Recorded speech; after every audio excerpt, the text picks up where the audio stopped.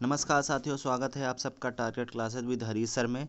कल हम हिंदी पेडागोजी से संबंधित प्रश्न देखे थे, उसी के आगे आज नेक्स्ट प्रश्न देखेंगे। ठीक है, स्टार्ट करते हैं आज। सबसे पहले आपको बता दें, जो हमारे चैनल पे नए हैं प्लीज़ चैनल को सब्सक्राइब करके बेल आइकन को दबा दें, जिससे नए वीडियो का नोटिफिकेशन आपको समय से प्राप्त हो सके। ठीक है, सबसे पहले प्रश्न देखते हैं।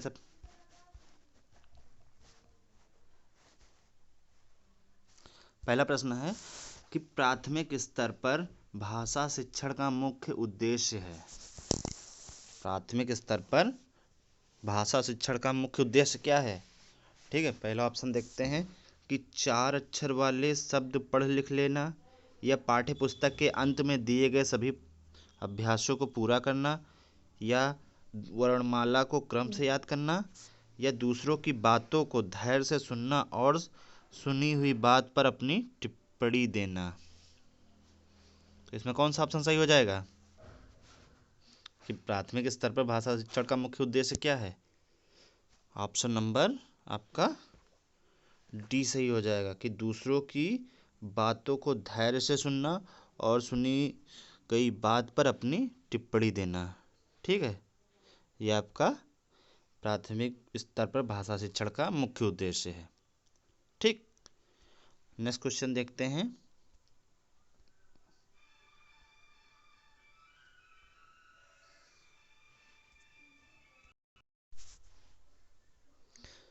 कि इन गांवों में शताब्दियों से हमारे पूर्वज रहते आ रहे हैं। किसी अनुच्छेद की उपर्युक्त पंक्ति में शताब्दियां शब्द का अर्थ समझाने के संबंध में निम्नलिखित में से कौन सा तरीका सबसे उचित है? ठीक है, तो ये जो पंक्ति है, इन गांवों में शताब्दियों से हमारे पूर्वज रहते आ रहे हैं। ठीक है, तो इसमें जो शताब्दियां वर्ड है, इसको समझाने के संबंध में कौन सा तरीका सर्वाधिक उचित है? तो ऑप्शन ए देखते हैं कि अभिभावकों से पूछकर आने के लिए कहना, या शब्दकोश से अर्थ ढूंढने के लिए प्रेरित करना, या सामपट पर लिखकर अर्थ बताना, या विद्यार्थियों को पूरे अनुच्छेद के संदर्भ में शताब्दियों का अर्थ समझाने के लिए प्रोत्साहित करना।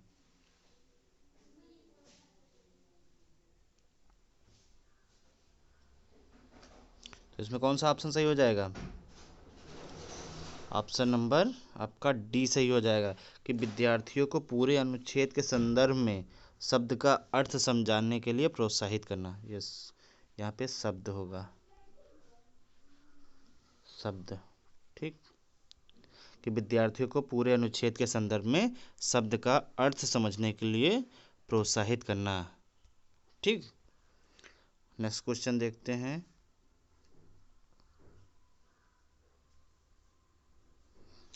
कि दो भाषा बोलने वाले बच्चे न केवल अन्य भाषाओं पर अच्छा नियंत्रण रखते हैं, बल्कि शैक्षिक स्तर पर वे क्या होते हैं? ऑप्शन देखते हैं। पहला ऑप्शन है कि अधिक परिश्रमी होते हैं, या अधिक बुद्धिमान होते हैं, या अधिक अंक प्राप्त करते हैं, या अधिक रचनात्मक होते हैं। जो दो भाषा वाले शब्द हैं, दो भाषा बोलने वाले बच्चे किस पे अच्छा नियंत्रण रखते हैं? तो इसमें कौन सा ऑप्शन सही हो जाएगा? ऑप्शन नंबर डी आपका सही हो जाएगा कि वो अधिक रचनात्मक होते हैं। ठीक, जो दो भाषा बोलने वाले बच्चे हैं वो अन्य भाषाओं पर अच्छा नियंत्रण रखते हैं, इससे वे क्या दर्शाते हैं कि वे अधिक रचनात्मक होते हैं, उनका शैक्षिक स्तर अधिक रचनात्मक होता है। नेक्स्ट क्वेश्चन देखते हैं कि उच्च प्राथमिक स्तर पर हिंदी सीखने सिखाने की प्रक्रिया में किसकी महत्वपूर्ण भूमिका नहीं है? उच्च प्राथमिक स्तर पर हिंदी सीखने सिखाने की प्रक्रिया में किसकी महत्वपूर्ण भूमिका नहीं है? ऑप्शन ए है संचार माध्यम, बी है अभ्यास पत्रक, या सी प्रश्न पत्र, या पाठ्य पुस्तक। तो इसमें कौन सा सही हो जाएगा? ऑप्शन नंबर सी आपका सही हो जाएगा कि प्रश्न पत्र इतना इम्पोर्टेंट नहीं है। ठीक, उच्च प्राथमिक स्तर में हिंदी सीखने सिखाने में प्रश्न पत्र इतनी महत्वपूर्ण भूमिका नहीं निभाते हैं। ठीक, संचार माध्यम, अभ्यास पत्रक, पाठ्य पुस्तक ये महत्वपूर्ण भूमिका निभाते हैं। ठीक है, नेक्स्ट क्वेश्चन देखते हैं कि द्विभाषी शिक्षण द्वारा विद्यालयों में देखने को मिलती है, क्या देखने को मिलती है कि अकादमिक उपलब्धि में सुधार, या विद्यार्थियों के आत्मसम्मान में वृद्धि, या शिक्षा में सामुदायिक संलग्नता की वृद्धि, या उपरोक्त तो सभी। जो द्विभाषी शिक्षण है वो विद्यालयों में क्या देखने को मिलती है, तो इसमें कौन सा ऑप्शन सही हो जाएगा? ऑप्शन डी सही हो जाएगा। उपरोक्त सभी की द्विभाषी शिक्षण द्वारा विद्यालयों में अकादमिक उपलब्धि में सुधार देखने को मिलती है, विद्यार्थियों के आत्मसम्मान में वृद्धि होती है, और शिक्षा के सामुदायिक संलग्नता में वृद्धि होती है। ये तीनों ऑप्शन सही है, इसलिए ऑप्शन नंबर डी सही हो जाएगा। ठीक है, नेक्स्ट क्वेश्चन देखते हैं। नेक्स्ट है कि प्राथमिक स्तर पर बच्चों को भाषा सिखाने का सर्वोपरि उद्देश्य है। प्राथमिक स्तर पर बच्चों को भाषा सिखाने का सर्वोपरि उद्देश्य क्या है? ऑप्शन ए देखते हैं कि अपनी बातों को दूसरे के समक्ष अभिव्यक्त करने की कुशलता का विकास करना, या कहानी कविताओं को दोहराने की कुशलता का विकास करना, या मुहावरे लोकोक्तियों का ज्ञान प्राप्त करना, या तेज प्रवाह के साथ पढ़ने की योग्यता का विकास करना। तो इसमें कौन सा ऑप्शन सही हो जाएगा? ऑप्शन ए सही हो जाएगा कि अपनी बात को दूसरे के समक्ष अभिव्यक्त करने की कुशलता का विकास करना, ये प्राथमिक स्तर पर बच्चों को भाषा सिखाने का प्रमुख उद्देश्य होता है। ठीक है, ऑप्शन ए सही हो जाएगा आपका। नेक्स्ट क्वेश्चन देखते हैं कि छात्रों से प्रश्न पूछना, स्कूल के साहित्यिक कार्यक्रम चलाना इत्यादि कहलाता है, क्या कहलाता है? कि चयन का सिद्धांत, या क्रियाशीलता का सिद्धांत, या अनुकरण का सिद्धांत, या अनुबंधन का सिद्धांत। तो इसमें कौन सा सही हो जाएगा? ऑप्शन आपका बी सही हो जाएगा, क्रियाशीलता का सिद्धांत। ठीक है, छात्रों से प्रश्न पूछना और स्कूल के साहित्यिक कार्यक्रम में ये क्रियाशीलता के सिद्धांत के अंतर्गत आता है। ठीक, तो इसमें ऑप्शन नंबर बी आपका सही हो जाएगा। ठीक है, नेक्स्ट क्वेश्चन देखते हैं कि बच्चों के लिए अतिरिक्त पठन सामग्री क्यों विकसित की जाती है? कि बच्चों के लिए अतिरिक्त पठन सामग्री क्यों विकसित की जाती है?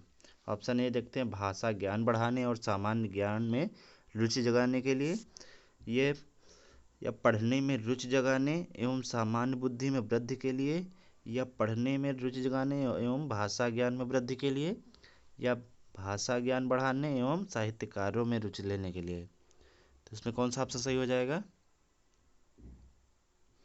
जो बच्चों के लिए अतिरिक्त पठन सामग्री है वो क्यों विकसित की जाती है?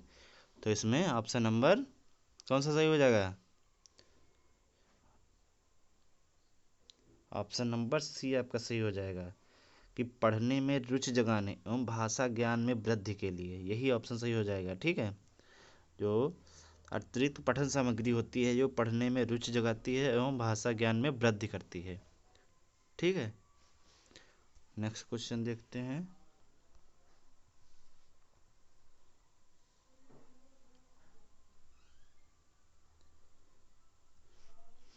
पहला नेक्स्ट क्वेश्चन कि बच्चे अपने चारों ओर लिखित सामग्री का जितना उपयोग होते देखेंगे उतनी ही लिखित भाषा के प्रति उनकी समझ सहज रूप से बनती चली जाएगी। उपयुक्त कथन का निहितार्थ है कि बच्चे अपने चारों ओर लिखित सामग्री का जितना उपयोग होते देखेंगे उतनी ही लिखित भाषा के प्रति उनकी समझ सहज रूप से बनती चली जाएगी। इसका क्या मतलब है? इसमें देखते हैं ऑप्शन, बच्चों को श्यामपट्ट पर लिखे हुए तथ्य अपनी कॉपी में लिखने के आधिकारिक अवसर देने चाहिए, या बच्चों को पाठ्य पुस्तक में बहुत से पाठ होने चाहिए, या बच्चों को अपने इर्द गिर्द विज्ञापन, होर्डिंग्स, कैलेंडर या बाल साहित्य, सूचियाँ आदि देखने पढ़ने के अवसर देना, या बच्चों को गृह कार्य के लेखन संबंधी कार्य ही देना चाहिए। तो इसमें ऑप्शन आपका कौन सा सही हो जाएगा?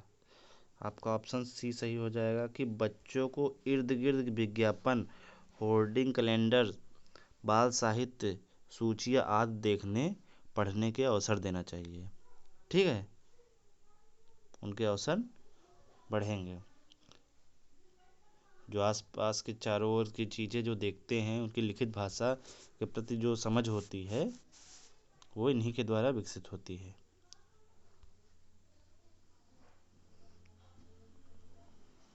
नेक्स्ट है कि जब एक शिक्षक पूछता है कि हम सफल होंगे, एक वाक्य में भी लगने से अर्थ में क्या अंतर आता है?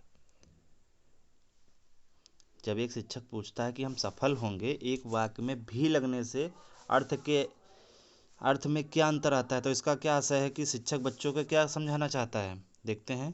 ऑप्शन ए देखते हैं कि भाषा की बारीकियां समझाना चाहता है, या व्याकरण सिखाना चाहता है, या अवलोकन क्षमता के अवसर देना चाहता है, या परीक्षा के लिए तैयार करना चाहता है।